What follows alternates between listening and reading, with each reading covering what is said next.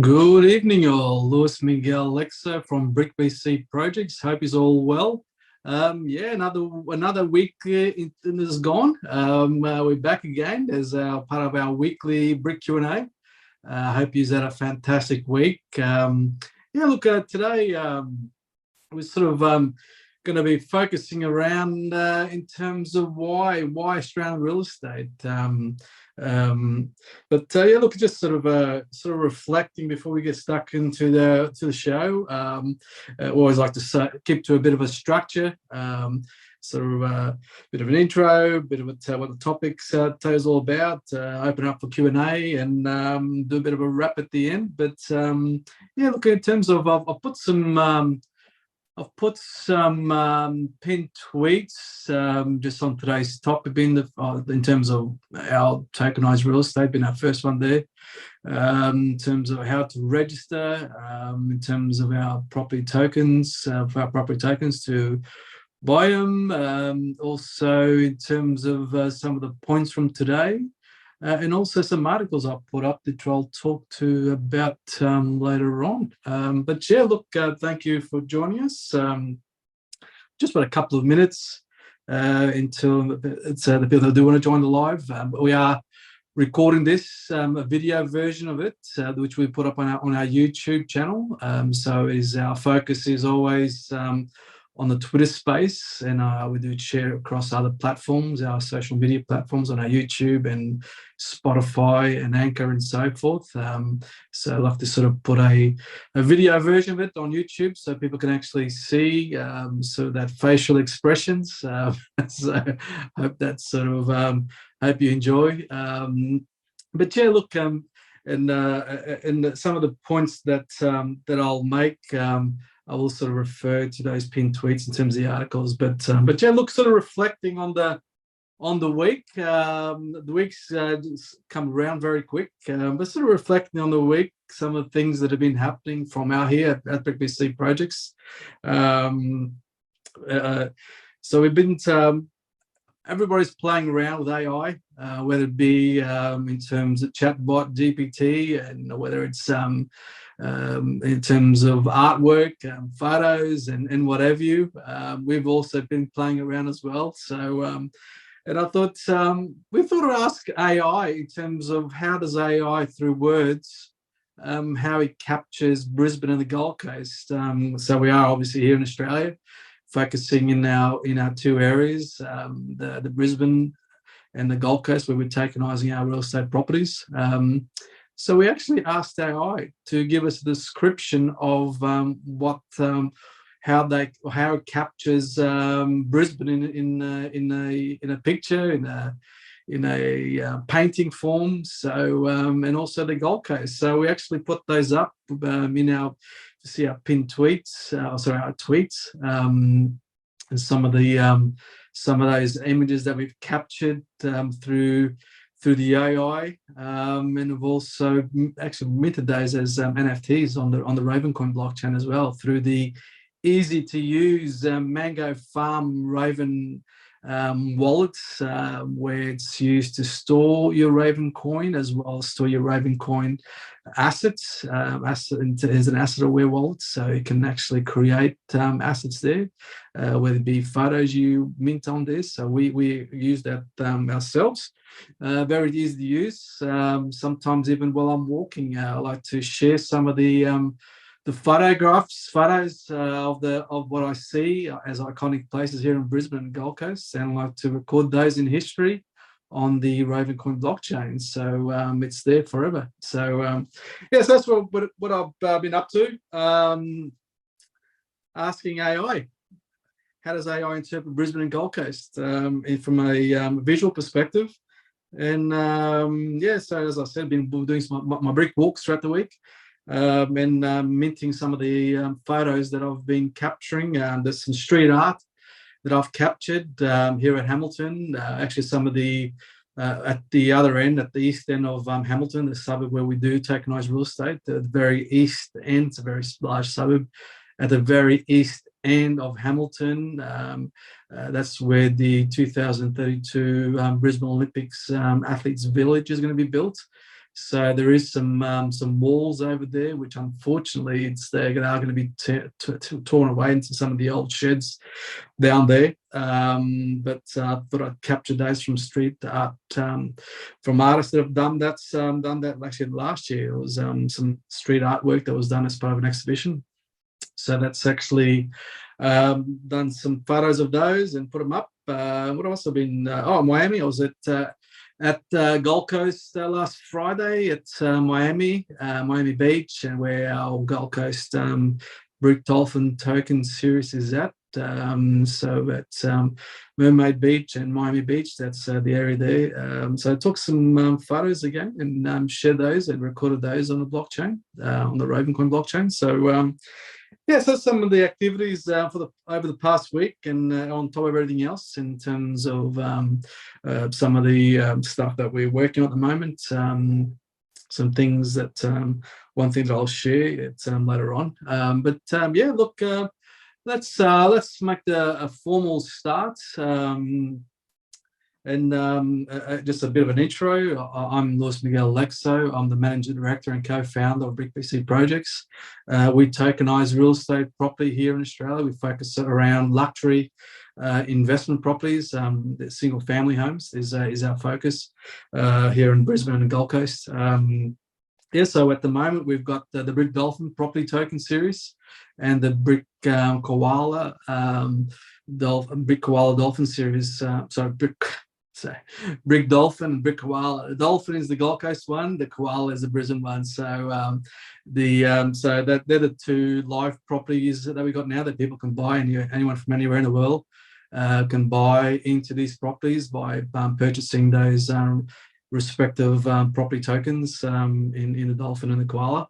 That's all on our website. There's links there that we put up on a pinned tweet, so you can follow that. That takes you to those two properties. In terms of our focus is obviously here in what we call Southeast Queensland, which takes in Brisbane and the Gold Coast. Probably around the topic, why Australian real estate, and I guess to sort of explains why should people be interested in Australian real estate property to invest in, and obviously talking from a tokenized perspective, but again, whether it's tokenized or not tokenized, the fundamentals in terms of as to why people should look at Australian real estate, and I guess we'll go through some of these key fundamental things that we look at. It's not, we don't see it as rocket science. We see that's just basic fundamentals. I guess, I do take sometimes for granted, given that I've been around property for a long time, both as a family in terms of our property portfolio, in terms of building and renovating and so forth, for over 30 years, and so as our families. So I guess we sort of take for granted, but they're all key things that we consider, and they're always able to look at in terms of what drives real estate property, and when you're doing those financial modelings around what things actually do work and what things don't work. If I go back to the basic fundamentals, from an Australian perspective, why Australian real estate? Again, from an Australian perspective, we are a young country. We were founded around 235 years ago. It was obviously colonised by Britain, and so we are a very young country. I mean, really, in terms of our country, really only started to sort of started to find its way probably around in the 50s onwards, 1950s onwards, when obviously after World War II, where migration, where people fled Europe, post World War II, to find a better home, and quite a lot of Greeks, Italians in particular, did find Australia their new home, and again, the migration that's come from Europe in general has really driven Australia from the 1950s onwards. So again, we're still a very young country. We still got a lot to go compared to other developed countries. Bobby, just to give you some facts, when we sort of compare size of Australia and the population. So in terms of the size of Australia, we're we're 7.6 million square kilometers, these kilometers, and so we're almost the size of USA. US is 9.8 million kilometers square, so not too far behind from a size perspective as a geographical size, land size. But this is where there's a massive difference, is the population, how many people we've got. So in terms of Australia, we've got 26 million people compared to the US, which I think sits around 332 million people. I think California, the Californian state itself, has actually got a bigger population than us. I think California sits around 39 million people compared to our 26. So just to sort of give you some relevance in terms of the size of our country compared to the size of our population. I think UK has got a population of 67 million people, but obviously much, much smaller land size compared to Australia. So that just gives you sort of a bit of a quick picture in terms of how we sit and why I say we're still a very young country, and given the size of our country. And most of that 26 million, we tend to stick to the coastal zones of the Australia, whether it be on the east coast, mostly on the east coast of Australia. There is some on the west coast in terms of cities like Perth, but most of our population does sit mostly on the east coast, in terms of Brisbane, down to Sydney, down to Melbourne, on the sort of west, where a lot of the population sits. So again, we've still to grow the inner parts of Australia. So let's give you sort of that relevance in terms of what Australia looks like.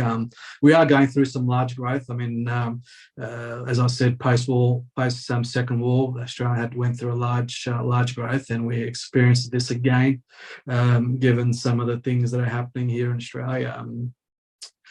So we're in terms of we are a land of opportunity, because we are such a small population. We're continuing to grow as a nation. That requires infrastructure, the increase in infrastructure projects. So we've got new casino as well. It's more than a casino. So we've got the Brisbane multi-entertainment precinct, which encompasses a casino by one of our two major casino houses, the Star Casino.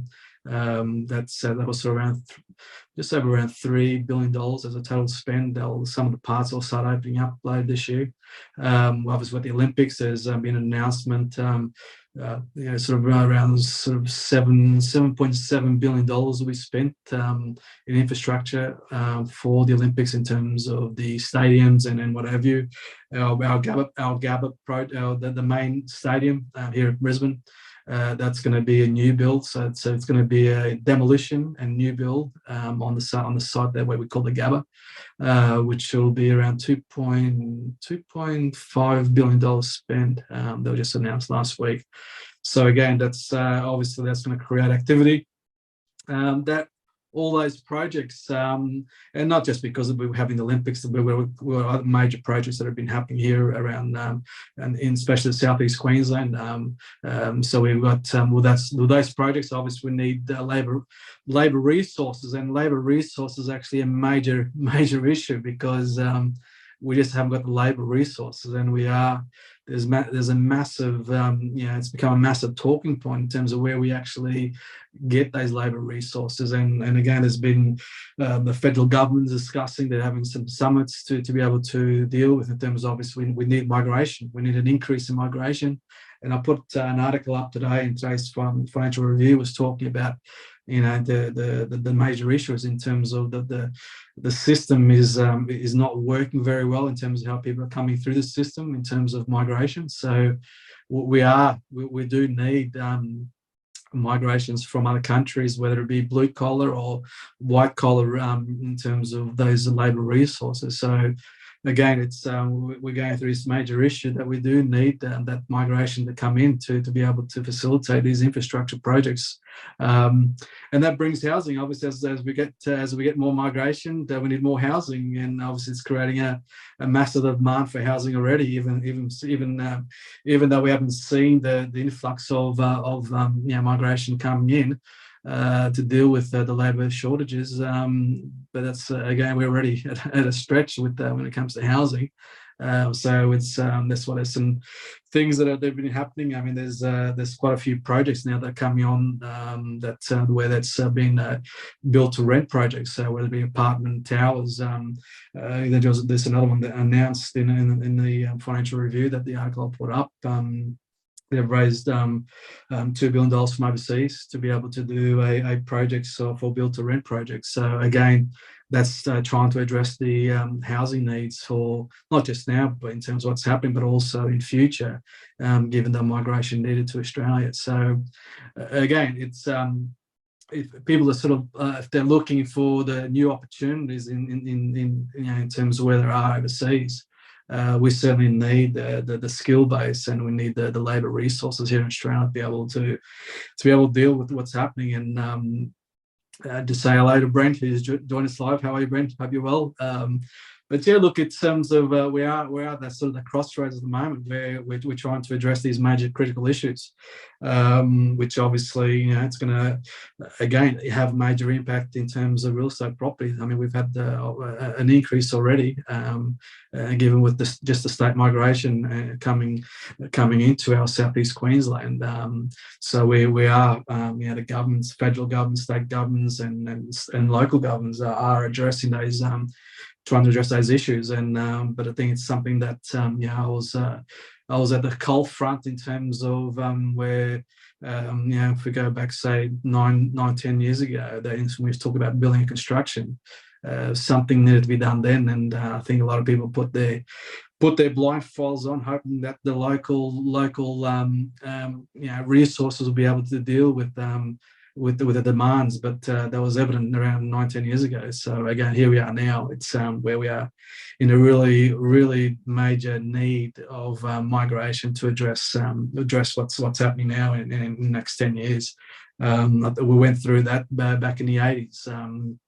Where there was a major building construction in terms of the growth that was happening then with real estate property and all types in terms of residential, commercial, back then, and migration was needed then, and again that addressed the problem then. But this is far much greater in terms of the needs, even greater now than it was back then, because obviously a larger population growth and so forth. So again, it's issues that we've got to address. But what that's going to cause is going to cause it's going to cause an increase in housing in housing property values as a result, and so it always comes back to demand supply. So that some of these funds that are coming in from basically sovereign money coming in, they see Australian real estate as a really attractive in terms of where they want to park their money, because of these massive gaps between the demand and supply around accommodation.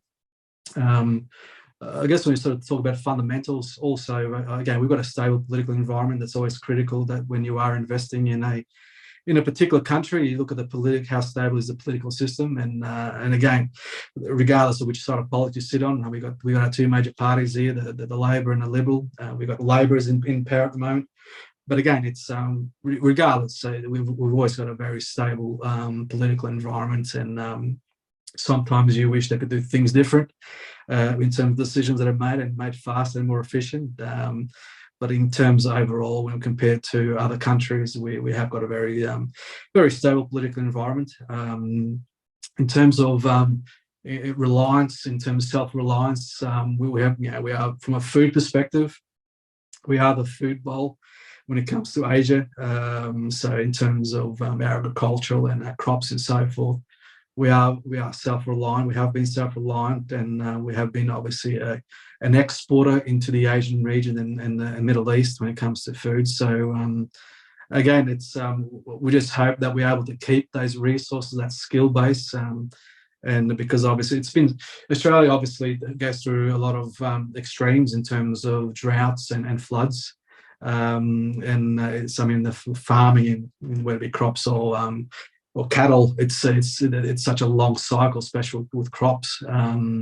So we do feel for our farmers, and we just hope that making sure we retain that skill base on the land, in years to come, because it's been some tough times with drought over the last few years.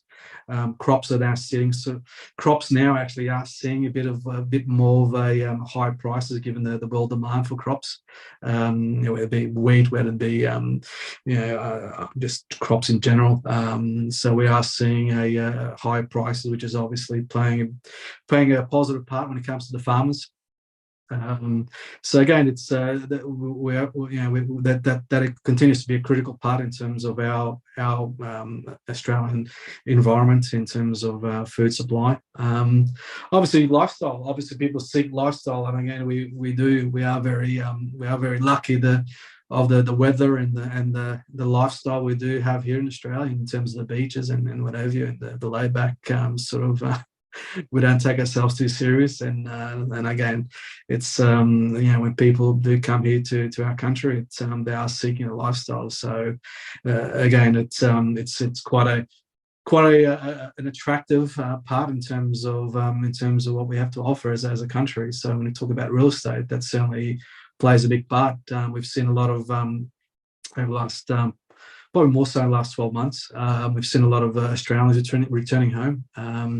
Actually, there's one chap that basically was actually based in London. He's actually just returned, and he was actually led quite a large property portfolio over there in London, and he's actually returned home and basically bring his skills and setting himself up here in Brisbane and basically continue what he was doing. But now he's obviously got all that skill base and all those networks overseas in terms of funds to be able to do stuff here in the property space as he was back in London. So again, these are guys that have done very well overseas and now are seeking to return back to their roots, whether they bringing their young family or whether they're sort of at the other end in terms of wanting to spend the rest of their lives here in Australia. And I guess we've seen quite a lot of that, and that's obviously brings also a lot of capital from overseas in terms of these connections that they do have.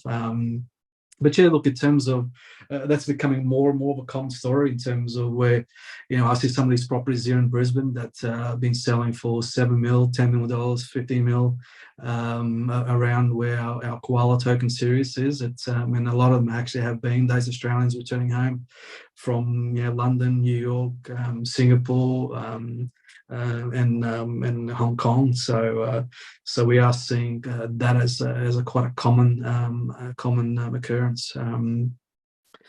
In terms of the real estate, in terms of Australia, if I sort of talk more in terms of here in Brisbane and Gold Coast, which is very similar in other states. Here we, in terms of residential property, we don't chase the cash flow. We chase the capital growth.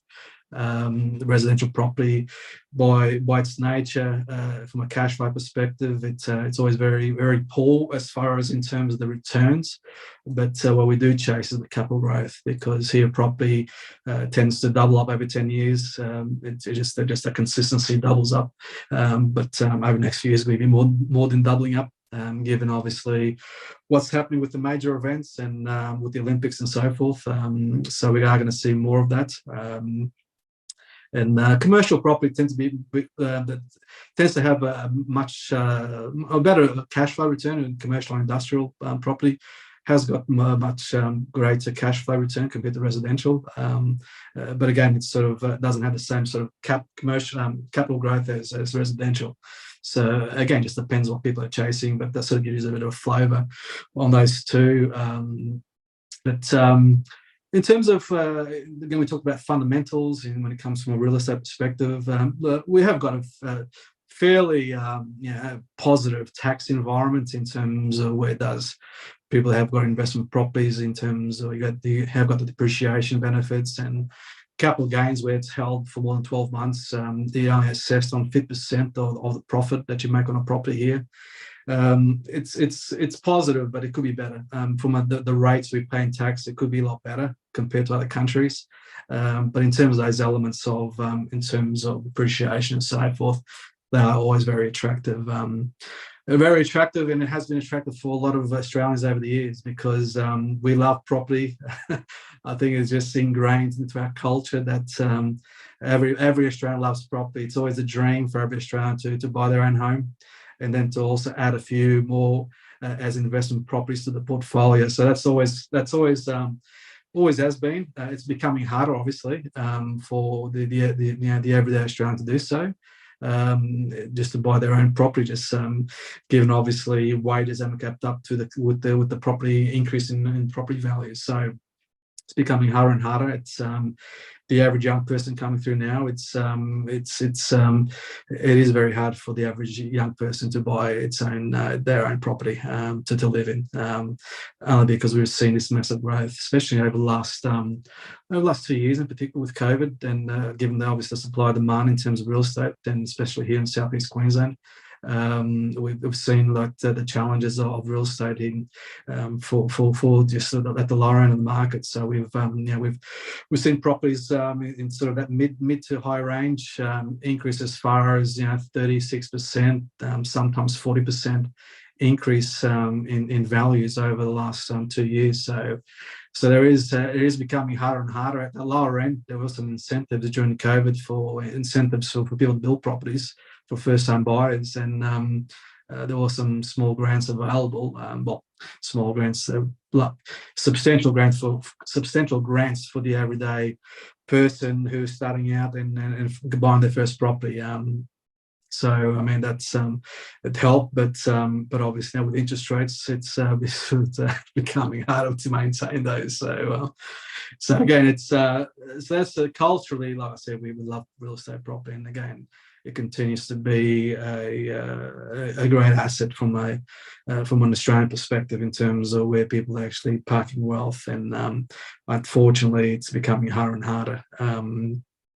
And again, as I said earlier, in terms there is a growing gap between the supply and demand in terms of given migration from interstate as well from overseas.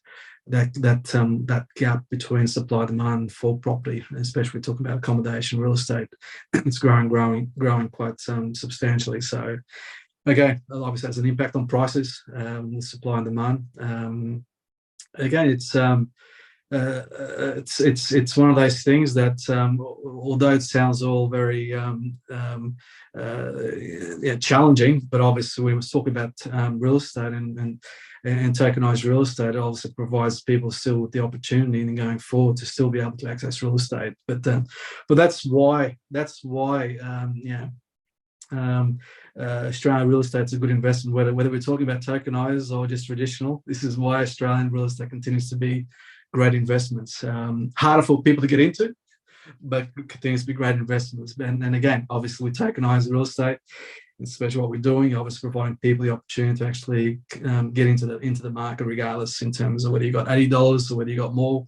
Anybody can enter the market in going forward, regardless what the challenges are in terms of borrowing money, in terms of people obviously trying to get into traditional real estate. Again, tokenized real estate is obviously providing that solution in going forward.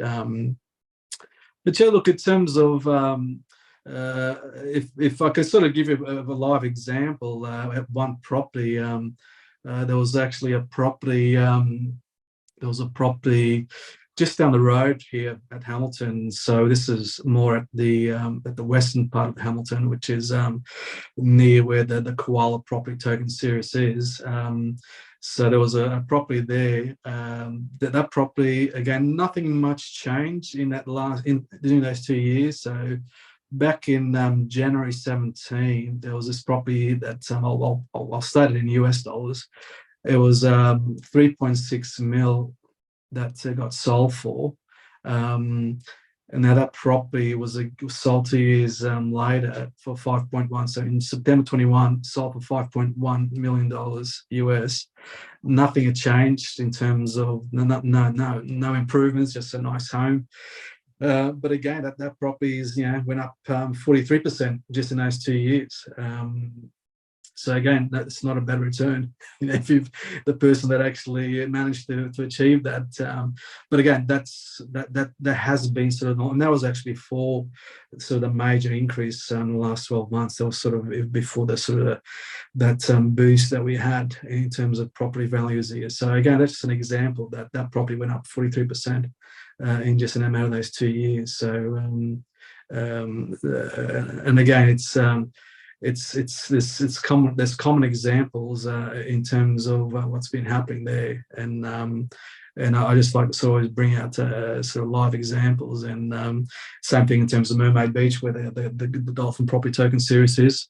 There's some properties there in terms of what they've been selling for, and some of those sort of in the last 12 months, there's quite a few that have actually gone up 36%. In sort of that 2 years over in that Mermaid Beach, Miami area where the Dolphin Token Series is. So again, just giving those examples in terms of Australian real estate continues to be very, very positive. Whether somebody's looking at property where it's tokenized or traditional, Australian real estate always does well. It'll do very well here in Southeast Queensland, and I guess we're sort of providing that ability for people to come on journey with us in terms of some of these properties that we tokenise here in Brisbane, Gold Coast, and also Sunshine Coast next year, which is part of this Southeast Queensland circle.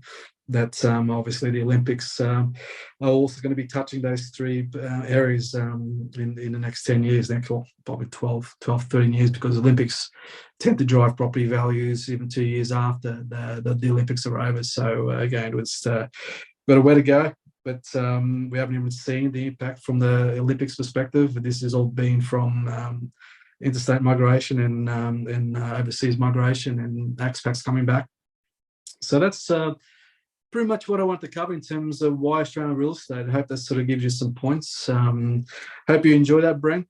Brent is listening live. If there's any questions that you'd like to ask, please, I'll give you the mic. It is a Q&A, so this is what the session is all about every week, sharing what's happening and also be able to take questions if everyone's got any questions. Hope all's well over there in South Africa, Brent. But yeah, look, it's always like to take questions from everyone as a priority. If there's not, there's actually one that came throughout the week that I'd like to share, and there was one asking in terms of obviously tokenizing our properties on the Ravencoin blockchain.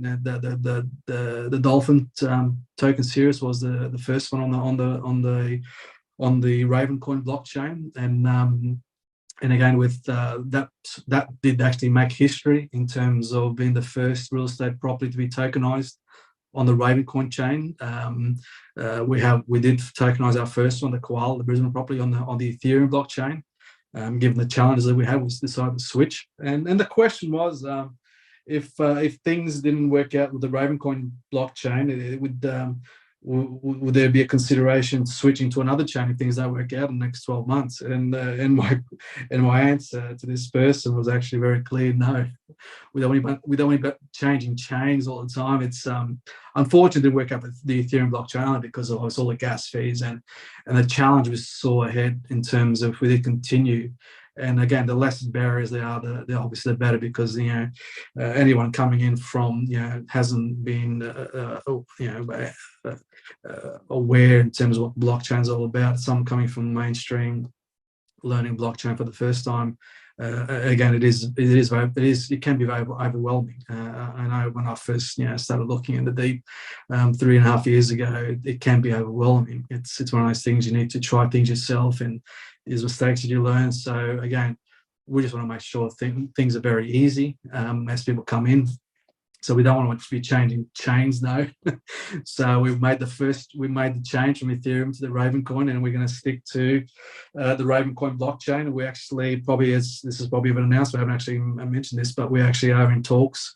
We actually are, part of our plans, we actually are going to be looking at reissuing the Koala token series to the Ravencoin blockchain, just to making sure, keep things simple, have everything on the same blockchain. Something that we're going through at the moment and planning that out to reissuing the Koala series to the Ravencoin blockchain.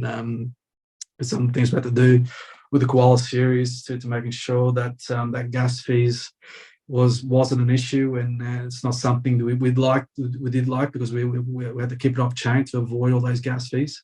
But it's something that we still weren't too happy about it. So again, we're just at the moment we're planning things out to actually reissue the Koala series on the Ravencoin blockchain. So that's first here, and as we sort of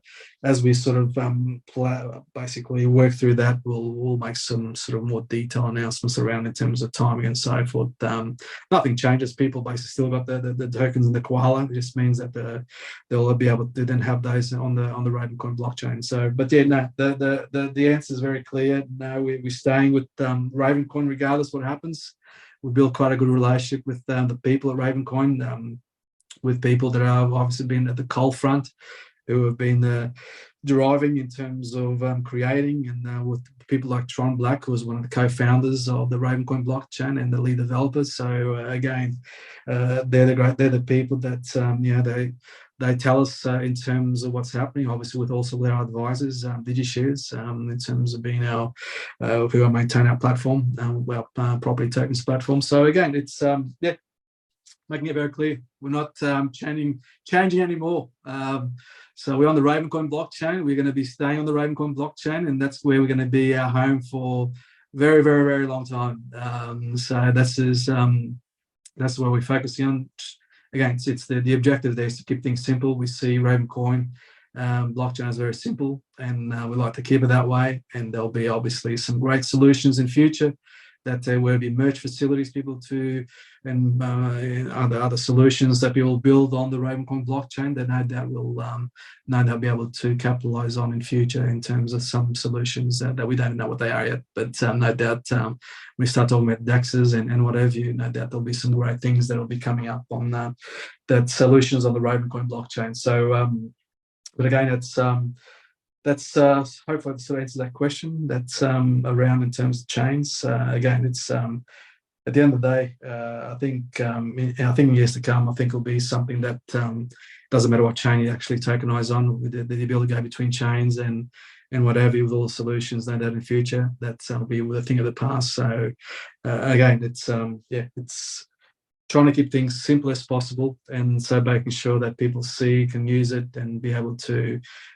use it very, very easy. They can register on our site in terms of our platform, be able to buy, be able to sell, and just to making the whole experience very, very easy and transparent. And obviously we're here for a long journey. So again, hopefully people get on the journey with us and be able to learn a bit about what's happening in real estate from just a global perspective, and around fundamentals, as well as obviously specifically in terms of what's happening with real estate here, like we shared today, in terms of why Australian real estate. So hopefully everybody enjoy that. This is the recordings of these will be shared on Spotify and Anchor, and it's obviously on here on Twitter Spaces. I'll be shared the video version of it on our YouTube channel as well. So we'll put the links once we put it up. Put the links of reminding people different parts, different social media platforms, and actually we do have a question from Brent. Yeah, just looking at your question now, Brent.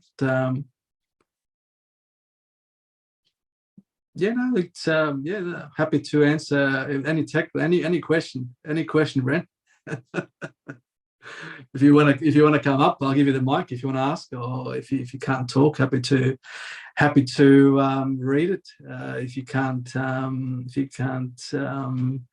talk on the mic, I'll send you an invite. I'm not, as I said, not sure whether you can talk or not, but I'll send you the invite anyway.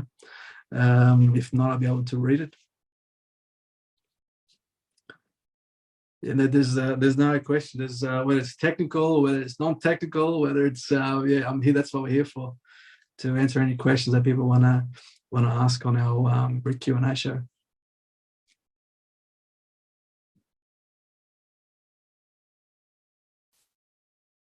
While we wait for Brent here, not sure whether you can talk or not, Brent.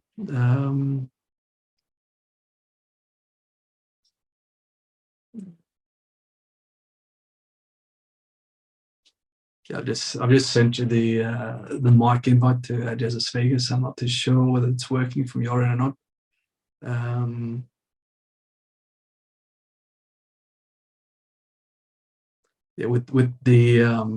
With the mic, they tend to only work on mobile phones. Doesn't work on PC. So I'm not too sure whether you're hearing it on you hearing it on listening to on mobile phone or PC or Mac? But it tends to only work on the mobile phone. There we are. How are you, Brent? Can you hear me? How are you? Well? Yeah, good, thanks. I'm sorry, I just had to set my mic up quickly on my mobile, as you saw, and I had to give it permission. Yes. Yeah, thanks for joining us, and I really appreciate it. And thank you for coming and asking a question. Yeah, no, just here for any question. No problem. I agree firstly with two things that one thing that you said today, that the moment one says to somebody that it's in DeFi or blockchain or crypto, we get an immediate switch off. Here in South Africa, there are very, very few people Yes. who've had any experience. So the moment you say that, they say, is it trading or is it mining or is it Bitcoin? Yes.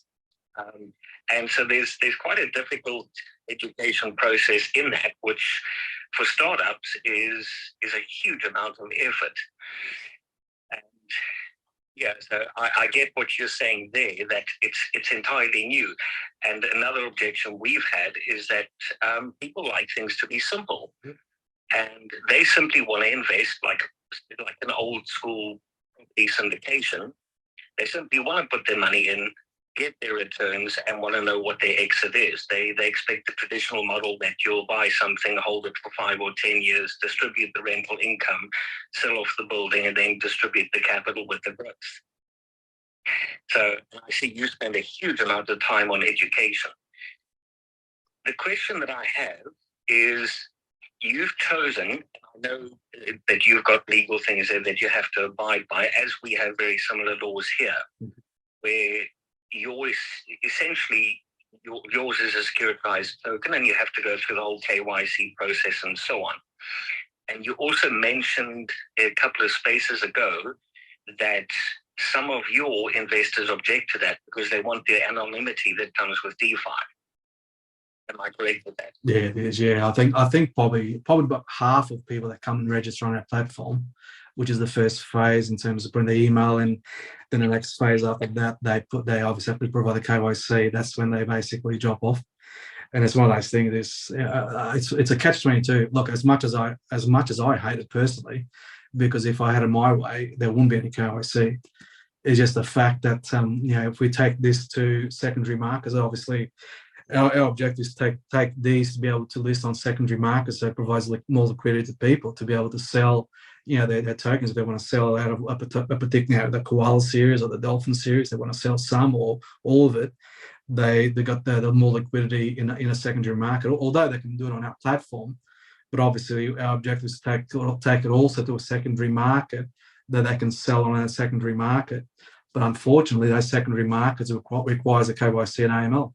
So that's the catch-22, I'm with you 100%. On the one side, you've got investors who want the KYC, they want the old-fashioned. Yeah. If you could mail them by registered post a share certificate, they would be happy. Don't mention anything about DeFi or crypto or anything like that. And then on the complete opposite, you've got people already in this space who are going, I don't want KYC. I don't want this registered. I don't want people to know who, what's in my wallet and who my wallet belongs to and things like that. So with some, you're damned if you do and you're damned if you don't. Yeah. I do understand why you've gone the securitized token route. We, having very similar laws, and I also got the, when it's a securitized token, you've got to have a willing buyer, willing seller. Unlike another token that can simply be on an exchange and anybody can buy it. I know, correct me if I'm wrong, but the buyer's wallet would have to be whitelisted. Correct. And that then, it creates a barrier to exit in a way. Yeah, I mean, it stops. I mean, the thing is, it stops that. If they've been KYC and AML, obviously, like say for example, the BRIK Dolphin token series, the Gold Coast property that's on the Ravencoin blockchain. So on there, they get whitelisted, so their wallet then is tagged that they actually have been KYC and AML. So, you and I, if you and I, decide to sell the Dolphin between us, and if we're both being KYC, obviously if I sell it to you, I can transfer directly to peer-to-peer. But if you haven't, then I can't. You just want to, it'll reject. If I try to transfer that dolphin to your wallet, it'll reject it if you haven't been KYC. So again, it's one of those things. It's a catch-22. It's like, just. But I've had these discussions many times, and I've made it very clear that I don't agree with it, but we've got to be compliant. I've got to be compliant because if I want to take these, obviously our objective is to take this to a secondary market. There's no secondary market that's going to actually accept our tokens, because if we say, look, we just done away with all KYC, there's no such thing. And they say, well, they're just going to say, oh, we can't help you because our secondary market is all KYC and AML. So just these. Yeah, I know. I get the pain there. Yeah. We're busy working on a workaround here. Yes. I think as much as I dislike regulation in its current form, in the bureaucratic regulation, in terms of, a government, a regulator is supposed to ease the flow. That's the whole idea of regulation. If you look just in plumbing, a regulator, keeps the flow constant. Our government regulators have the opposite idea. They want to keep shutting the taps every time they don't understand something. Yeah. So we're busy working on a workaround here that's still fully compliant, and I'll be happy to discuss that with you. Yeah. Maybe you could do something there, because we've got the exact same issue. So it's because of your legislation that you're going with the securitized token as opposed to almost a utility token. Is that correct? And then second question. Do you know what I like to call, Brent? I actually prefer to call them property tokens, just so it's very distinctive from other types of securitized assets. And we like to sort of call property tokens, to be more specific. Okay, so property token is in relation to real estate. So it's just got that distinctive tone in terms of what it actually is. Because security tokens can be many things. It can be a share in a company that does a business in, I don't know, in manufacturing, or it could be some other business. So our language we like to use here at BRIK, we sort of go, our specific, we're dealing in property tokens, and that's property. So we're talking about property. Right. But that's the language we use. I absolutely get that, because when I look at the various securitized tokens, property is of a very different nature to everything else. It doesn't have the huge ups and downs. Hopefully, it just has long-term ups. Absolutely. You want to? Sorry, I interrupted you. You want to make a second point there? You want to make a second question? You're working through DigiShares, and I missed something the other day. Your income distribution, your rental distribution from your properties, does that then just get distributed directly to your token holders? No, we actually, again, through some of the constraints in terms of the model that we come up here to making sure we're compliant, we actually don't pay the rent out. So what happens is each real estate property is owned by a special purpose vehicle, a company, Australian company. And then that rent that's generated each month from that property gets invested into a crypto portfolio. So it retains within that special purpose vehicle, and you got this sort of second class of assets that's accumulating every month, crypto. So the value is obviously predominantly, it's obviously driven by the property value, but you've got this second type of class of asset in there, the crypto portfolio, that's always accumulating, that's always having an impact on the token value at the same time. So how people are able to cash in is by obviously selling some or all of their property tokens in a secondary market. Yeah, absolutely. Slightly different to what we're doing, but we also looked at exactly the same scenario where instead of distributing income, we're essentially increasing the balance sheet, so increasing the net asset value underlying the token. Correct. So the token would then swell in value. Correct. And that's beautiful if you have a very active secondary market, because your NAV versus your token price should theoretically just push your token price up. Correct. And you're saying that you're creating a second crypto, which is then essentially cash-based, and that's then tradable. Is that what you're saying? So basically, say, for example, the BRIK Dolphin token, so its value will go up in value based on the property, the real estate, and the accumulating crypto portfolio. So at any given time, like we got a little box on the website for each property, and it'll have, okay, the property value is X, the crypto portfolio value is Y, total value will give you, divided by the number of tokens, give you the value per property token, per dolphin token. So basically, and just say someone's got 100 dolphin tokens, and just say they did want to actually cash them in, anytime they can cash in the secondary market some of those dolphin tokens, because obviously they're not getting, there's no rent being paid out. So the other way they can do it is by cashing in some of their dolphins to be able to get some get some cash flow from it. Yeah. Absolutely. Okay. And I can only imagine how many hours you guys spent on that, because we spent many hours trying to work around it. Yeah. Well, that's awesome. Thanks for your answers. No, pleasure. It's one of those things. And actually, someone in the US who's also a colleague that they're tokenizing real estate over there. He actually threw me a question. He threw me sort of a statement on one of our Twitter spaces, and he goes, do you actually need a secondary market? Which was actually, I've always been of the belief you do need a secondary market. I mean, I think T0 is probably not going the direction that we like in terms of what they're doing. Obviously, I always said T0 was always going to be the sort of the end game in terms of secondary markets, given obviously they're sort of pioneers and so forth. But obviously, we're say for example, real estate exchange at the moment, DigiShares are creating. They've got under their umbrella. They've got their real estate exchange about to be rolled out soon as a secondary market. So there was always our plans in terms. We saw secondary market as important in terms of the providing that more liquidity. And that's actually one of the guys was actually Yonks over in the US. He actually threw this statement late last year. He goes. I'm not even thinking about secondary markets. I'm actually, if you create a community and you build your community, you don't need a secondary market, there's your secondary market. He actually made a good point, actually. It's something else that, if you grow that community to be, a global community that's ever growing, that is your secondary market, which I think is like, so his philosophy is in terms of the model over there. He's actually not thinking about any secondary markets. I mean, he's doing a DAO. He's doing it through a DAO arrangement. He's modeled through a DAO, tokenizing real estate using a DAO environment. But so he sees that environment as a way to ease the secondary market. Yeah, so it was interesting. Yeah, no, I get that, because although then I'd say one needs to have a number of properties, because generating a lot of interest about one building. Yeah. There's only so much. I mean, how many times a day can you post on Twitter about the one building that you have that didn't do anything since yesterday? Yeah.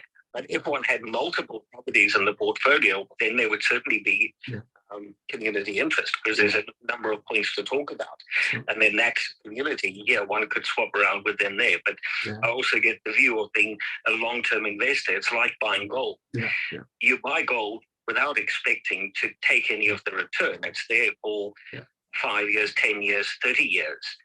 But that one does want to have access to liquidity in case you need to get some of it or all of it. Yeah, absolutely. And I mean, somebody here in South Africa was stunned when I said to them that, they can buy into the property, and if they want to exit, they can exit at any time. Just by selling their tokens, which is able to be done 24/7, 365. And they were completely stunned as to why would they ever want to do that? Or why do we never need to sell the building? Traditional exit in property is sell the building and get your capital and your gain. And I was saying, no, we don't ever sell the building. We never ever sell it. Yeah. If you want to exit, just sell your tokens. Yeah. And they were completely dumbstruck. It's a common one. It is common. To the token holder.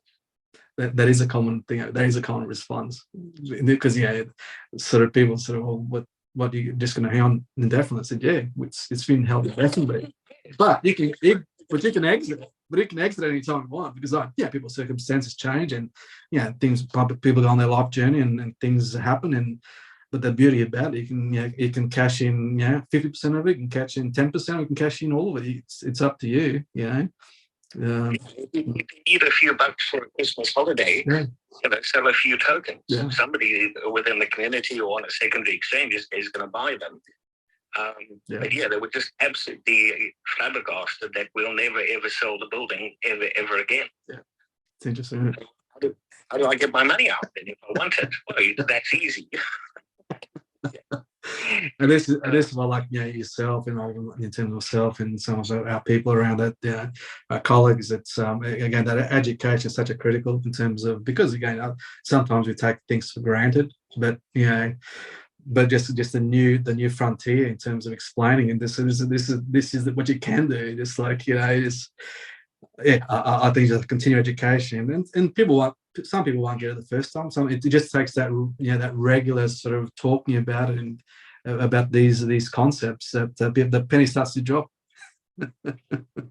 Yeah, absolutely. I mean, I pitched one of my sons is 20, and he knows nothing about crypto, nothing about finance. He's an art major, so you can imagine.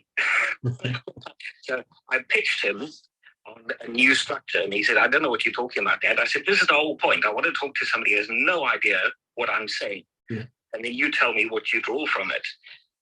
I must have spent 40 minutes explaining a structure to him, and he just said, "Oh, okay, so if I give you $1,000, I can just get my $1,000 back plus after like a year or two."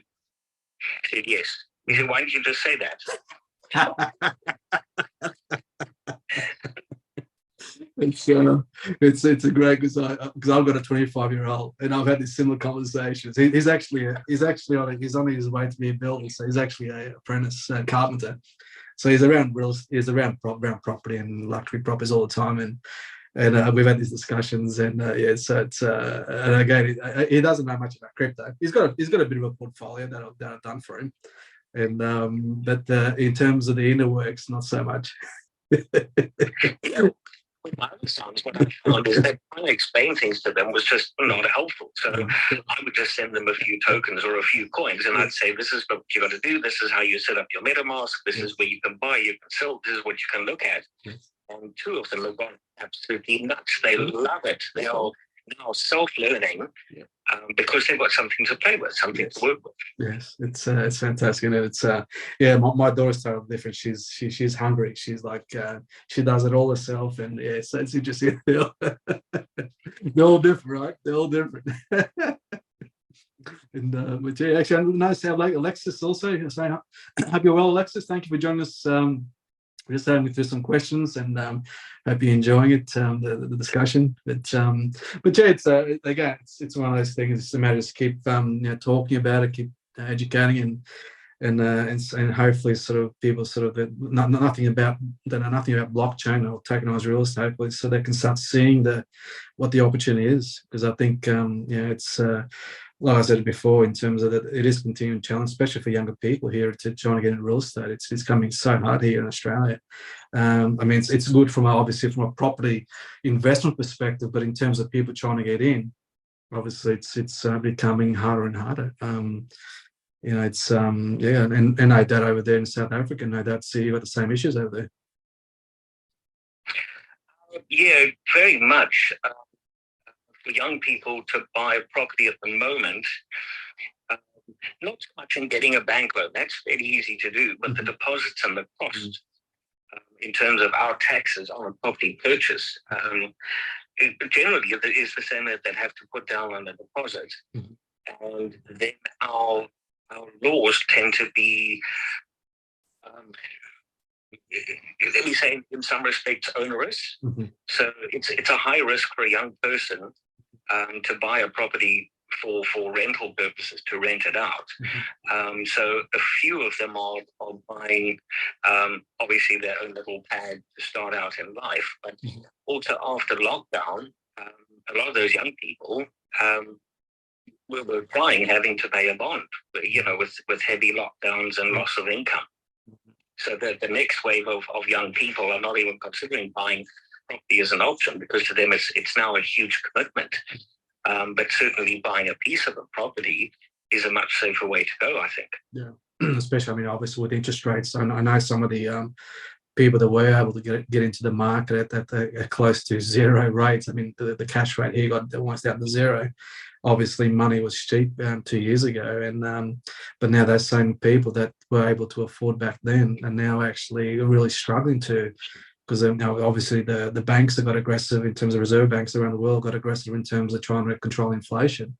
And we're seeing here in terms of our reserve bank, we had 9 increases in a row here in Australia, and so it's probably a bit more pain to go, but probably another two or three more rates. And again, those young people that were able to buy real estate, again, that they're the ones obviously going to be in a really bad situation. I mean, I know it's sort of not as bad as I hear some of the cases over the US, but probably at a more extreme level, given how more aggressive they went with interest rates over there. I'm not sure what sort of impacts that in South Africa with the interest rates. Is that much of an impact over there?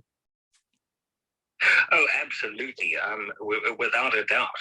I mean, typically, our interest rate on a loan to buy a property is give or take 10 odd %, and your rental income is about 5%.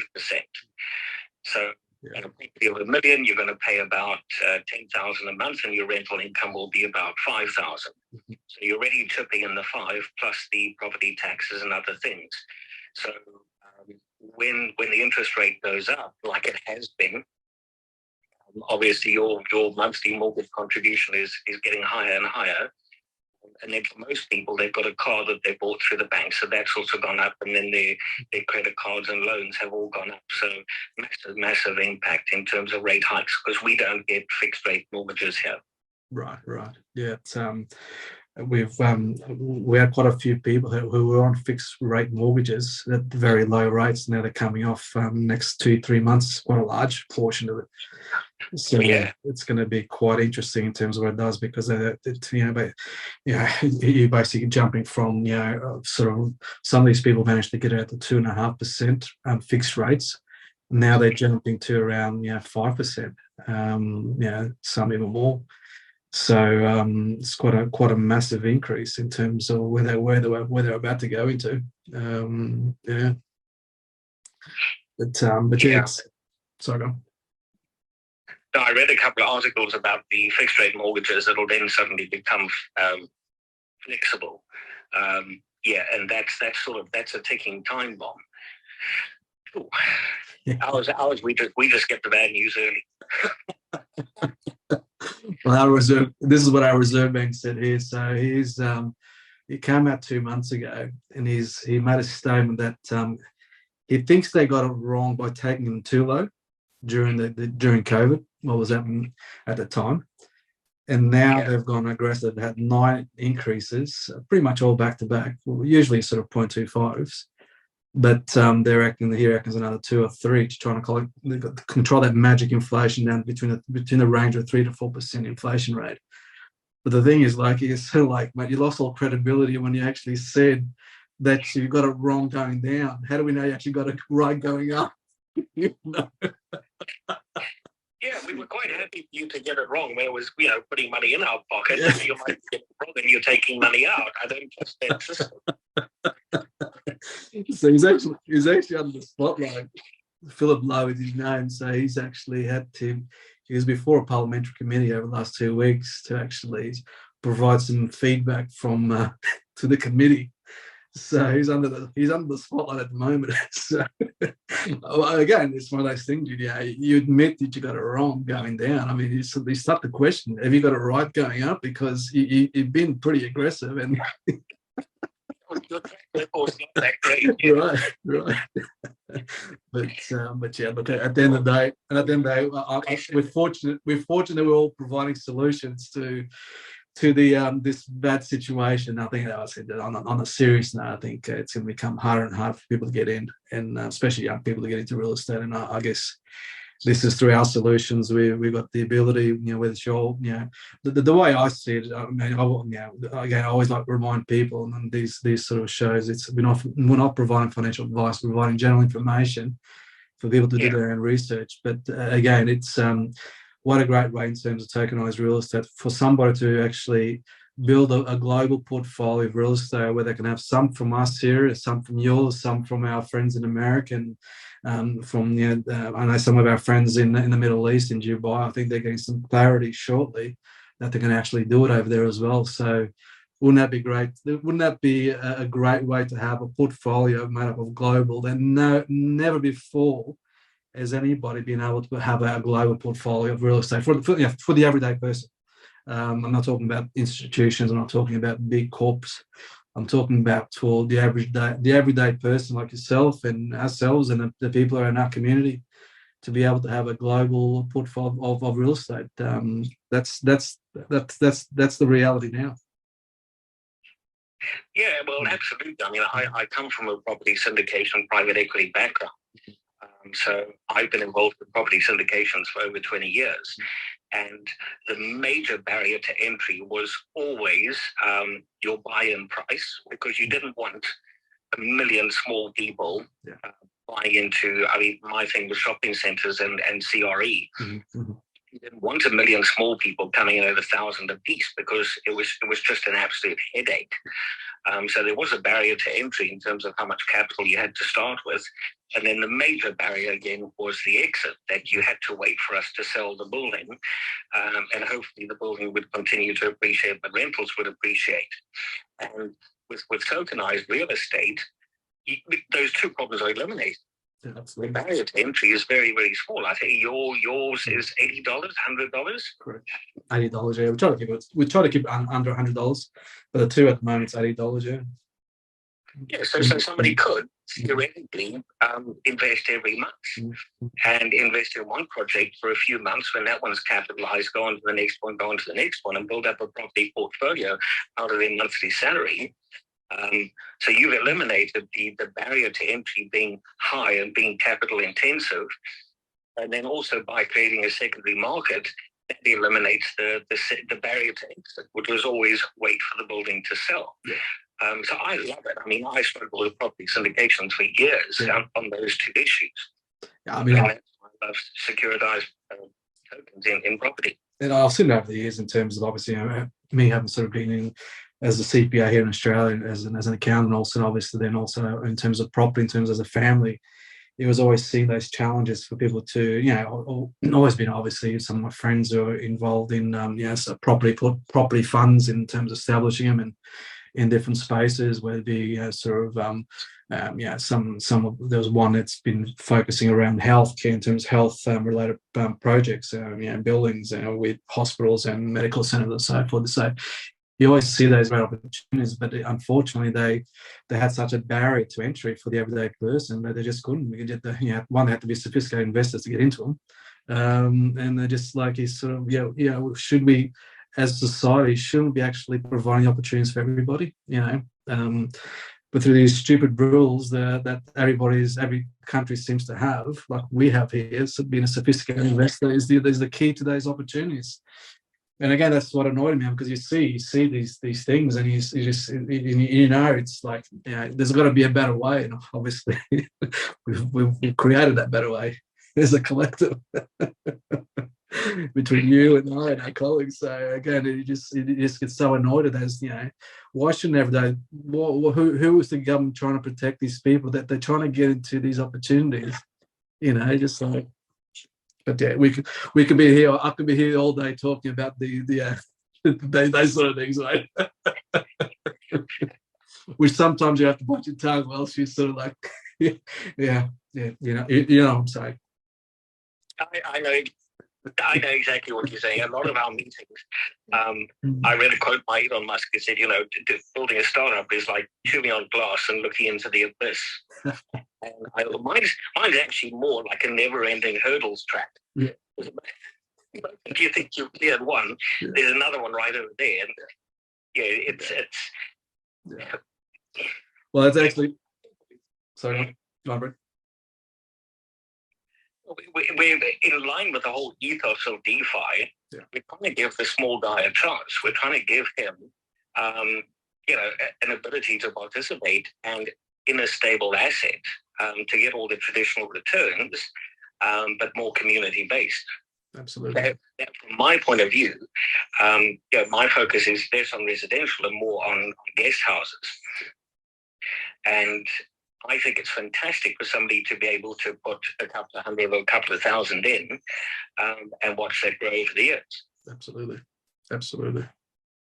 It's certainly, and actually tomorrow tomorrow's show, which is what is real estate tokenization, which is more of a generic, and obviously today is always focusing about us, but tomorrow is more of a generic. We have speakers, and sometimes have speakers that come in and sort of, but tomorrow we're actually inviting all developers. I'm inviting developers that to tomorrow's show, what is real estate tokenization, talking about, from a developer's perspective, what the challenges and again, sometimes developers, and we've all developed property. I don't really call ourselves developers. Obviously, in the game of tokenizing real estate, whether we actually developing our own properties or we actually buying from our contacts who are developers. But tomorrow is actually, sometimes as developers, they, in traditional ways, tend to sort of exit projects earlier because they've got to move stock. They've got to, as a developer, it's stock. It's just, you've got to keep moving along to the next stock, and sometimes you're probably selling the previous stock for probably cheaper than what you should do because you've got to move on to the next one. So tomorrow's just actually inviting developers, talking about that in terms of, with tokenized real estate will help you stay in the project a bit longer if you knew that, providing that solution. And not be able not to exit too quick, to be able to try to cash in the funds so you can actually move on to the next stock. So just sort of those challenges in terms of, again, probably more in terms of traditional developers that are the ones that are trying to think outside the square as to whether tokenized real estate might provide some of those solutions so they don't exit developments quick and what they hope to. And really capitalize on those particular projects that they're involved with, because as we know, projects can be very lengthy, and it's the shame sometimes you've got to exit earlier than what you have to, given how much time you put up front into it. They've got to dump the last few units because they need their capital for the next project, which they've got deadlines on. Exactly. But that'll be interesting. It'll be interesting. But you're more than welcome. I'm not too sure whether it's actually 11 o'clock Australian time. I think you might be asleep, aren't you? 11 o'clock my time. If you are around, well, you'll be recorded anyway. But I'm just trying to sort of get a few developers from around the world to be able to join the conversation. It's an open mic for any developer who wants to participate in the discussion. But it's on tomorrow. 11 a.m. your time tomorrow. 11 a.m. my time, which is, what's it your time? That's actually what I've got all my times here, so I always able to get it back. So, don't worry, I get up very early in the morning, so I have to join you. Sorry. I usually have all my times here. I've got the J-Berg. I'll tell you straight away. So tomorrow, so it's 11 a.m. here tomorrow, and that is, it's 3 a.m. in the morning your time, mate. It's a bit early. I'm not too sure whether you're up during the night, but it's 3 a.m. your time tomorrow. But anyway, if you're around, but yes, that's on tomorrow. Well, thanks for joining, Brent. Really appreciate you giving up your time to ask some questions and having a chat as part of today's show. And so not too sure. Are you still there? Still there, Brent? Must have lost you. Anyway, thank you for joining us, Brent. Thank you, Alexis. Blockchain John's joining us. How are you, John? Hope you're well. We're just closing up the show. But look, thank you so much for everybody to join us today. The recordings will be up, and take care. Same time, same next week. Talk some more BRIK Q&A. Bye for now.